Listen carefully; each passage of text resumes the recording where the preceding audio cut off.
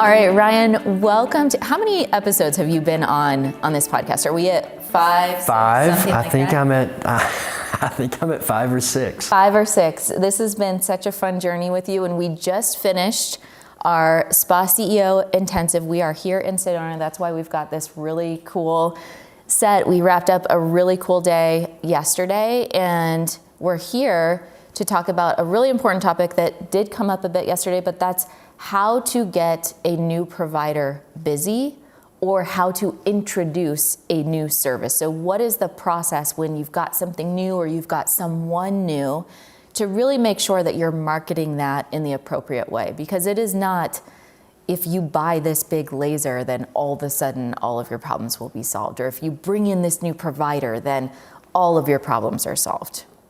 You're exactly right. And when we were brainstorming topics and what we were going to talk about, you know, every practice when you first start your practice or spa, the goal is to grow, right? And as you grow, it's common that you add new services, you may consider new devices, and as you do that, you need to have a plan. And so our hope for this podcast is that we can lay out a good plan for any practice or spa as they're thinking about bringing on a new provider to successfully market the service that provider may offer or the services that the device may offer as well, to make sure it's a successful investment. And I think that that's important. Like I see it far too often where when I meet with a new practice, they bought the device or brought the new provider in a year ago and it's been unsuccessful. And now they're grasping at straws trying to catch up. And I want everyone within the ADO community and spa marketing made easy to get ahead, be proactive. Let's be proactive, not reactive on making a successful company as we bring in new services.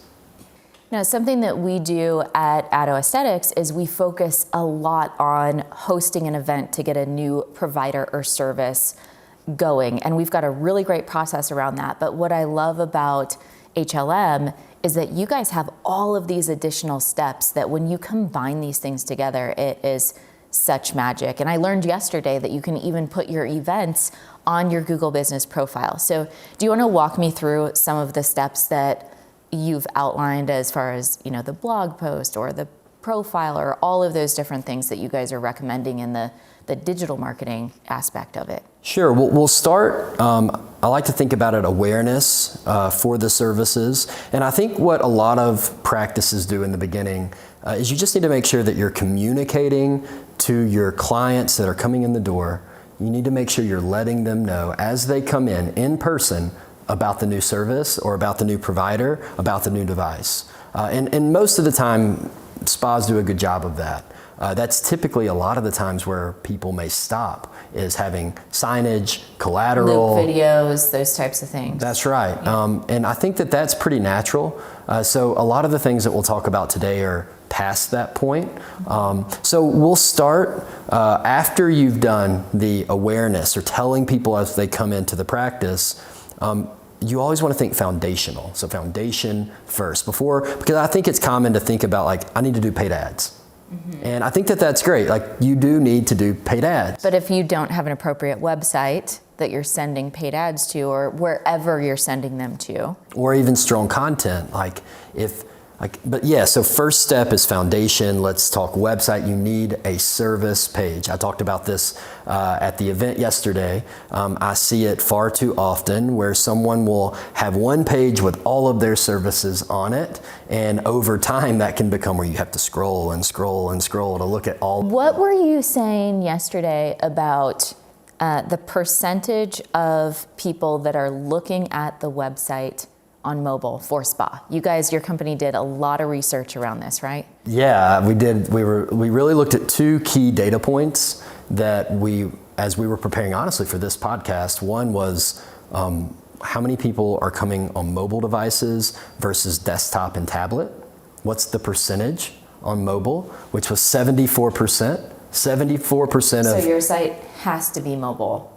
And this is first party data. So this is our top 15 aesthetic clients. We went in and pulled that metric, like how many, this is first party data that we pulled, 74% of your audience in the aesthetic space for our top 15 clients, the average was 74% on mobile. And the average as a whole is around 50 to 55% industry-wide, like regardless of industry. So it's much higher in the aesthetic space. So you have to think mobile first. And then the second component is how long do people stay on a website? Like, and per session, what's that average time? Do you have a guess on average? Well, I know the answer. Well, no, I haven't told you this one. So this is how long did they stay? Our top 15 accounts, like from a time perspective, 30 seconds, 60 seconds, 5 minutes. 2 minutes and 34 seconds. Oh, you do know the answer. I read the notes. You read the notes, I see. Well, good, that's right. 2 minutes and 34 seconds. That's a long time. Like that is a long, and that's average session duration across thousands of sessions. What that means is that there are some people that just go to your website for 5 seconds and bounce. And that's obviously going to significantly decrease your average session duration. What that means is that there are some people that are spending 5-10 minutes on your website. What are they doing?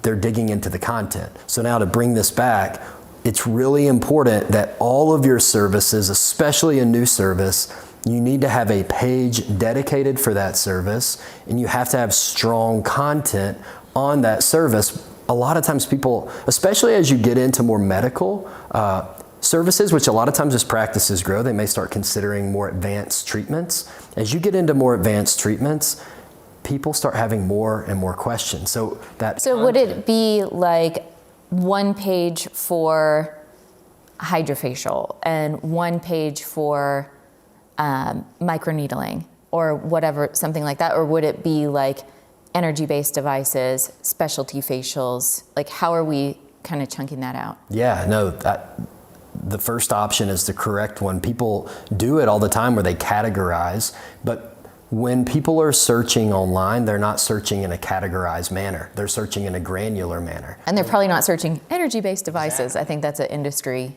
way that we talk about it. And so when you start bucketing things together, because a lot of times you bucket your services as a provider together, like you offer a comprehensive package of services and you package them together. We talked about this on the last podcast.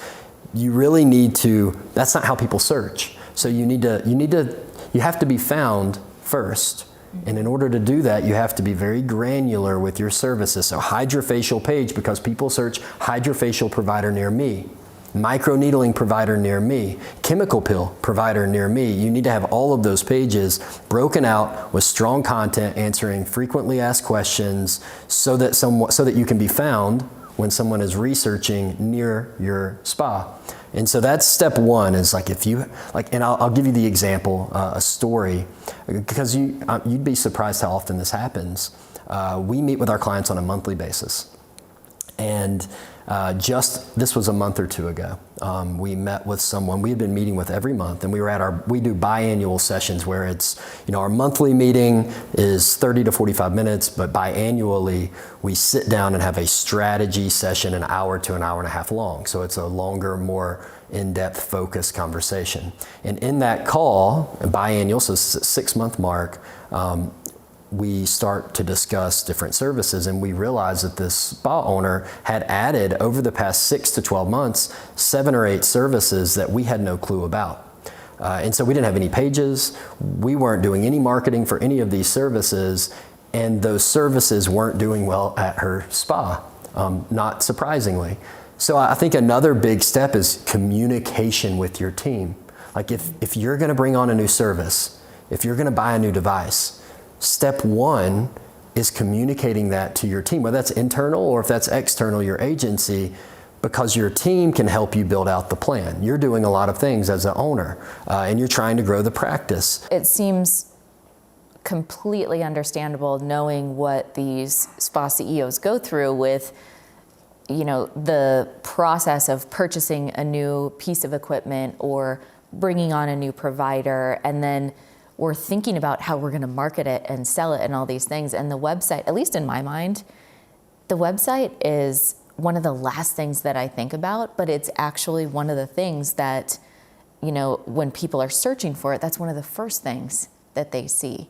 Yeah, I mean, you have thousands. I mean, typically it's not uncommon for someone to have, just an average spa to have 2,000 or 3,000 visitors every month that are coming to their website. And that can vary depending on what area you're in. But even if it's hundreds, that's hundreds of people every month that are coming to this foundation, that if you're not making sure that you have strong content on that site, and it can't honestly be one page. Like that service page is important, but you need to do really a content brainstorm. And this is what we do with our clients, is if we have a new service that's being offered, we'll loop in our content writer, our account manager, our SEO team member, and we do a brainstorm for the new service to build out a calendar of topics that we're going to talk about. And that can then be used across multiple places. That can be used on social media because you want to think like, what questions are people asking about this service? And you want to start building out topics that you can touch on in small bites. I worked with a physician in the past who was a big Cool Sculpting account. And when we were looking at his website, we had the list of services, and then if it said Cool Sculpting, you would click on Cool Sculpting and it would go to a blog on his website that had like the top 10 questions that people would ask about Cool Sculpting. And it was also a video that he had filmed on Cool Sculpting, and everything was like connecting on social media to the blog or to the service page. Did we do that right?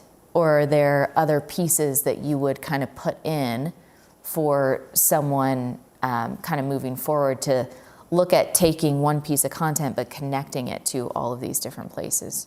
So what we do is build a service page first. That's kind of like your pillar page. That's your page where it's going to have a lot of links in it that go out to specific topics. You also want to have any testimonials. So as you get new clients in, you want to make sure that you're gathering as many testimonials or reviews as you can. You want to have a section on that page that is just third-party validation of that you've done this service, that you've had treatments, and that people are happy about the service. So let me understand. So if this is a Cool Sculpting page, we'll just use this as an example. The service page, would it be explaining what is Cool Sculpting? What are the contraindications? Who is this for? Like all of these descriptive things, and then the testimonials under? Yeah, I would love if we could have a screen share. I could pull up one of our pages, but so you have at the very top, you want to have a call to action at the top. What is cool, like the what and the where at the top. So what is the service? What are you wanting to rank for in Google? Cool Sculpting, and then what area? So we offer Cool Sculpting in your location. So that's important in the header at the very top. Right below that is what is Cool Sculpting? Because Cool Sculpting is a good example. It's still relatively a newer service. It hasn't been around that long. So people need to know what it is. You want to have your testimonials, or reviews. You want to have who's the right candidate for Cool Sculpting.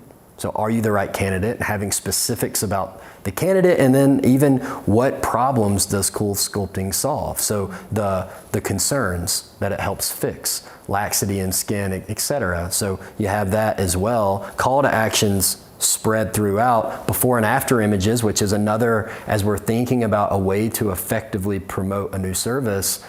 In the very beginning, you need to either, if you bought a device, go to that device manufacturer and see if they have before and afters. Like Cool Sculpting, they will already have that equipment, those pictures. But if you don't, have a strategy on how you're going to get before and afters, because it's huge, especially as you get more advanced. I love having your own before and afters. I mean, we need to obviously start somewhere, but I think it's more powerful when people can see the results that you've done yourself in your practice.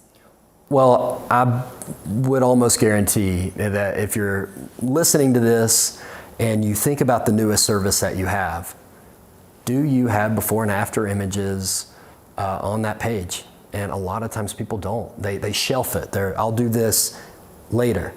Mm-hmm. And then they never do it. And it's one of the very first things that a client or a prospective client are going to care about, is like the validation of, does this work? Is it worth making the investment to do it? And so, before and afters are huge, and you need to get them as quickly as you can.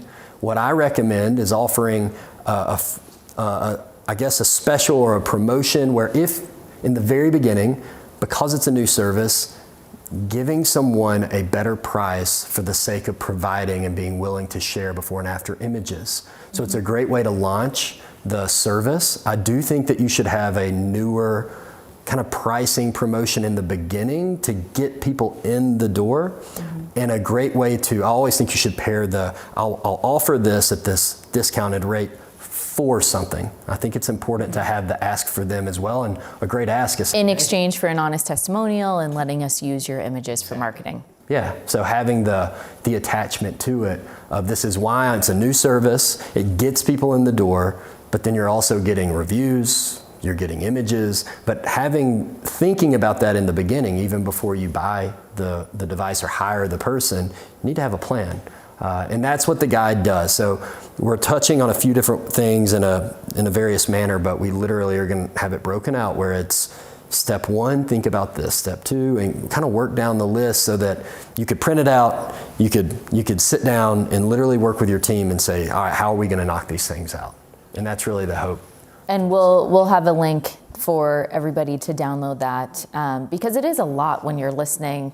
You know, what am I supposed to do first? It's like, okay, the service page, and then what, and then what? So we always want to have those resources available for you, and HLM is so great about getting those created. But to kind of zoom out, it's step 1 is create the service page. What is the next step after that? Like, how do we get to ads? Because you said, you know, most people want to go directly to ads, but how are we introducing it and getting it to the point that we can market to new people as well? Well, so we started with service page. We've also discussed content strategy. Like, you need to have a calendar of questions that you can answer, topics that you can talk about, because we haven't even mentioned, but is email. Yes. Email is such a powerful tool that it doesn't need to be one, like I see it with a lot of my clients, but they'll just send one email. The e-blast, I know. Yeah, one email where it's like, we offer this service. You need to think about the questions. That's why the content strategy or strategic, like sit down and do this, is really important, is that you can then take those topics that you want to talk about and build out content that you can use in an email to start answering the questions that people have. Most of our clients have several hundred people on an email list that are consistent clients that they should be communicating with on an ongoing basis. Yep. And it needs to be integrated into that plan, where for the next period, if this new provider or this service needs to be featured, needs to be one of the featured things, whether it's through specials, but communication-wise with your email. So email is huge. I think it's a big component to what we help with clients rolling out, is making sure that you have a cadence, not just one. We typically recommend weekly, and we say 80% value, 20% promotion. So the value can be education, it can be, there's a variety of things. And an email can also simply link to a blog post. It doesn't have to be, you're writing this entire paragraph. It can be, we've created this beautiful piece of content that covers XYZ, and here's the email that we wanted to share with you to get you to that piece of content. But if you're just doing, it's so interesting that so many providers in the aesthetic space, they're so concerned with not being salesy or not coming across in that way. But if you're only sending one email per month that's only telling them to come buy my thing, you're not building the relationship. You're just that person. You're like the people that, sell vacuums door to door that come over, and there's no relationship there. It's just like, hey, buy my thing, buy my thing, buy my thing. So build the relationship is so important. That builds trust. And I think you get your emails opened more because they know that it's not just some promotion. 80-20 rule that's so good. 80% value, 20% promotion. I'm going to start using that. That's such a good rule.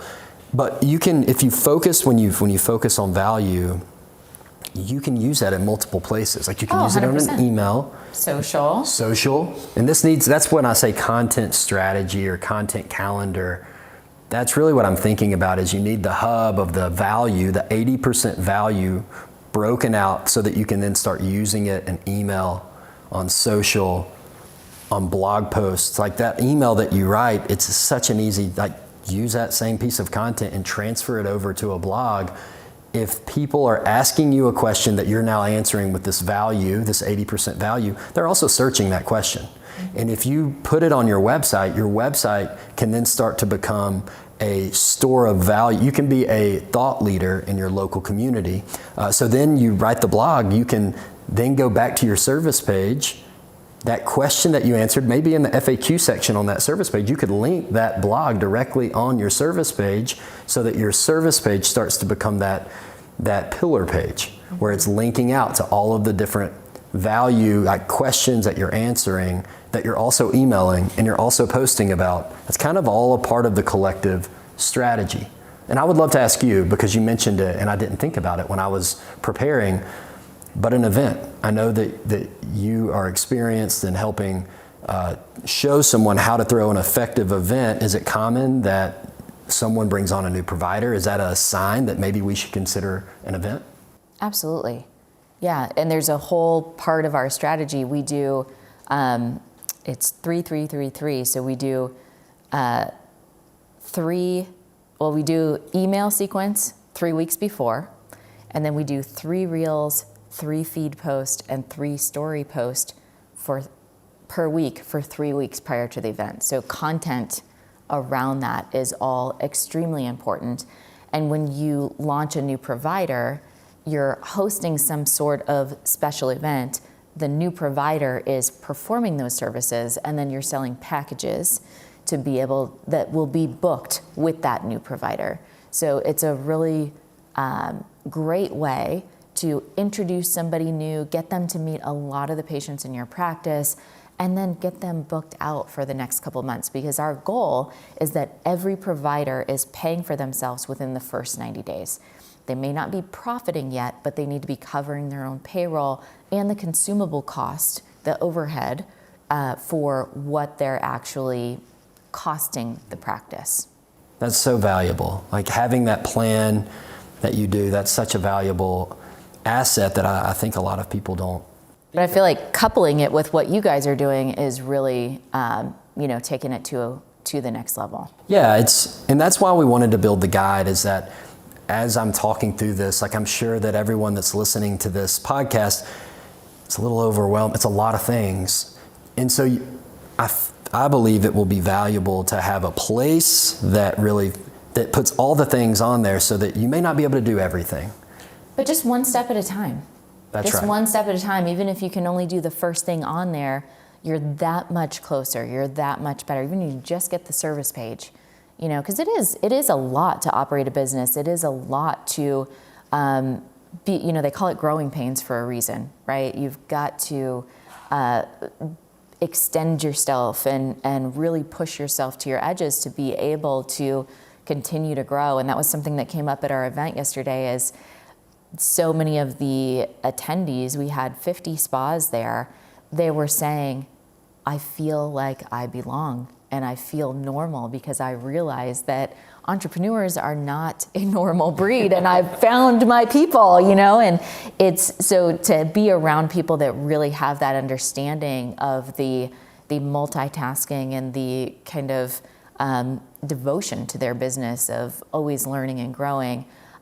Just know that you don't have to have it all. It's an ongoing process. It is a marathon, not a sprint, to build a business, and just go little by little that next right step to help you get there. Yeah, and I'll say it, maybe a quick plug, but I've been to multiple spa CEO intensive.